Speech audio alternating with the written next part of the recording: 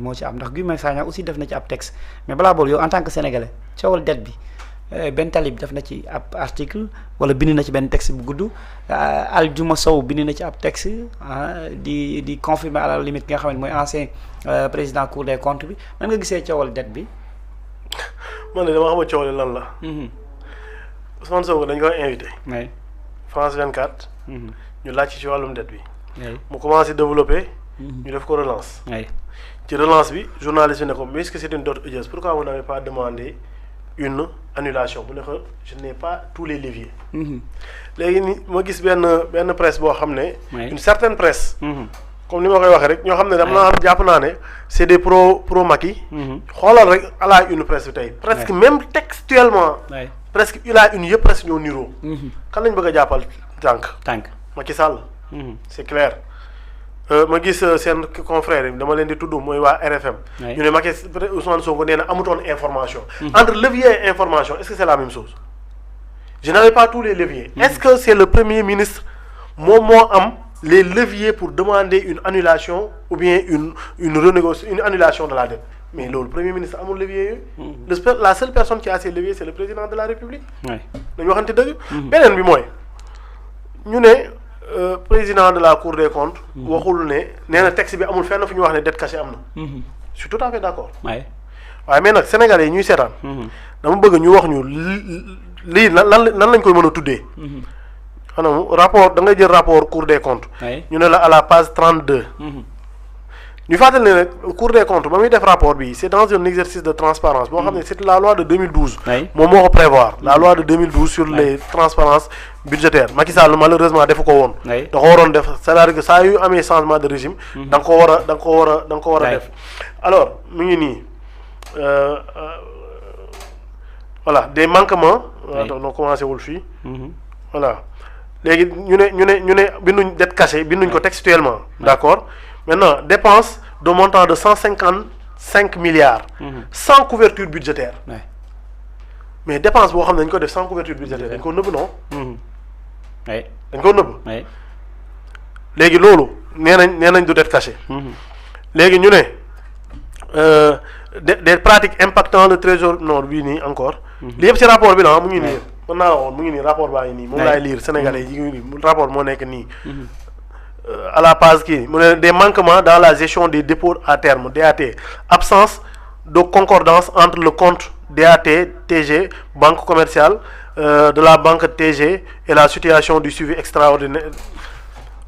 Sur recommandation de la Cour des comptes le ministère des Finances s'engage à fixer sur instruction les modalités de suivi dépôt à terme lii yëpp maanaam ay termes yoo xam ne gis naa Amadou Ba aussi def na ci benn texte mu nekk ay termes yoo xam ne tey jii nii yow loolu yëpp soo ko dajalee li mu lay renvoyer mooy dette cachée. en finish qu'est-ce qu'on veut faire dire Adjuma Sow dafa li ñuy wax Adjuma Sow il s'est tiré une balle. parce que moom texte bi yëpp li mu wax pourtant le président de la République Bassirou Diomaye Faye moom wax na ci affaire dette cachée bi confirmé woon na ko moom su xëyee tey man parce que man Adjuma bokk yàlla def na bokk ci ñi nga xam ne du ma leen suivre. gis na Omar Sow mu ngi nii Omar Sow bi nga xam ne sax farul ak ñun. Omar Sow bi nga xam ne farul ak ñun nee na Adjuma Sow je suis désolé mais des faits sont têtus le président de la République a lui-même confirmé lors de son entretien téléphonique télévisé l'existence de ce que son premier ministre Ousmane Sonko qualifiait de dette cachée. Omar Sow ñëpp xam nañ ne bokk la Pastef ñëpp xam nañ ne Ousmane Sonko àndut ak moom mu ne dès lors il devient difficile de faire porter la responsabilité de cette déclaration à une seule personne. Un seul homme. Le président de la République, le gouvernement et son ancien premier ministre ont défendu la même version des faits devant les Sénégalais. Aujourd'hui, au lieu de chercher des boucs émissaires ou à réécrire l'histoire, le pouvoir devrait assumer pleinement ces déclarations et leurs conséquences. loolu lan lay wone mooy même opposants yi sax xam nañ ne waa ji li muy wax nii amut.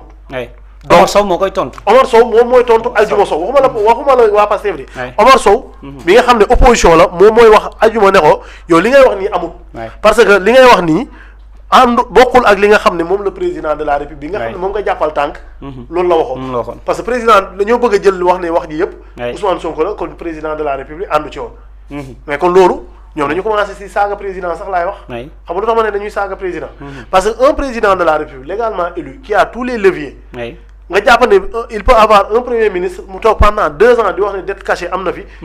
ba pare président de la république amu ci benn responsabilité. loolu dañuy wane ne dañu bëgg a woon Sénégalais yi ne ah kon de Diomaye. 2 ans yëpp le président Diomaye 2 ans yëpp dirigé wu réew mi. il était spectateur. xanaa loolu lañu bëgg a wax. est-ce que le président il était spectateur xanaa loolu lañu bëgg a wax. alors que le président il était le chef du gouvernement chef de l'État. chef supérieur des armées comme ni ko gars yi di waxee. la clé de voûte de toutes les institutions. moom lépp lu premier ministre doon wax. gëm naa ne daf cee am ndigalam moo taxoon jour bi nga xam ne ñu def présentation presse bi. ma gis ko fa sama xel daal parce que dama waxoon ne premier ministre su ko defee déclaration presse bi te premier président newu fa encore dañuy xëyaat di diaboliser.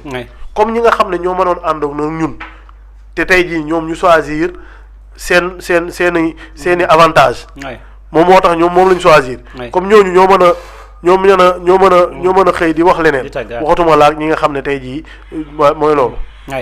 voilà doy na waar mi ngi noonu en tout cas coow li dafa mel ne jeexagul ndax ki nga xamante ni moom mooy Guy Marius Sagna sax am na loo xamante kàddu yoo xamante daal na ko ci wax mooy Guy Marius Sagna honorable député nee na transformer l'évier en élément prendre que Sonko a fait un reniement ou un revirement sur la dette cachée. Voilà ce qui arrive quand vous écoutez Ousmane Sonko et d'être patriote sans respecter l'avertissement. Le parole du cerveau est obligatoire. Maanaam transformer levier yi nga xamante ni maanaam nga jël ay levier transformer ko def ko ay éléments nga téye dara transformer ko def ko ay éléments maanaam lu oyof ba pare di ci xaar ki nga xamante ni moom mooy Ousmane Sonko ñu njot ni Ousmane Sonko dafay wax ginnaaw maanaam waxeet defaat benn virage jëm ci li nga xamante ni moom mooy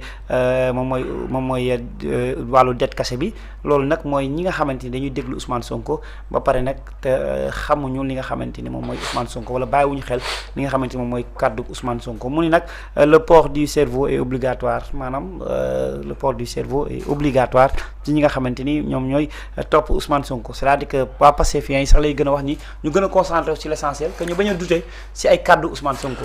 waaw sama classe gi de duñ ci douter. te li muy wax nii dama ko seetaan tey waa TFM ñu ne le président il a parlé de levier donc il n'avait pas tous les éléments donc moo tax muy wax transformer levier en élément alors que c'est pas ça c'est-à-dire que dañoo am benn langage mooy dañoo bëgg a woon Sénégalais ne président de premier ministre bi fi nekk de nee na le moom 2 ans yi fi nekk yëpp li mu doon wax nii dara wóoru ko ci alors mooy ñëwaat si toujours ci titre rapport bi le rapport titre 2.0 dafa ne une importante dette bancaire contractée hors circuit budgétaire waxoon naa ko 2.7.1 une dette bancaire non retracée dans les comptes ñun 2.8 des déficits budgétaires supérieurs à ceux affichés dans le compte de reddition un encours de la dette supérieur en amont supérieur au montant figurant dans les documents de reddition mu ne la kii Amadou Ba moo ko doon bind mu ne la lii ce qui lii nii su fekkee du mën nañu ko tuddee dette cachée lan lañ ko mën a tuddee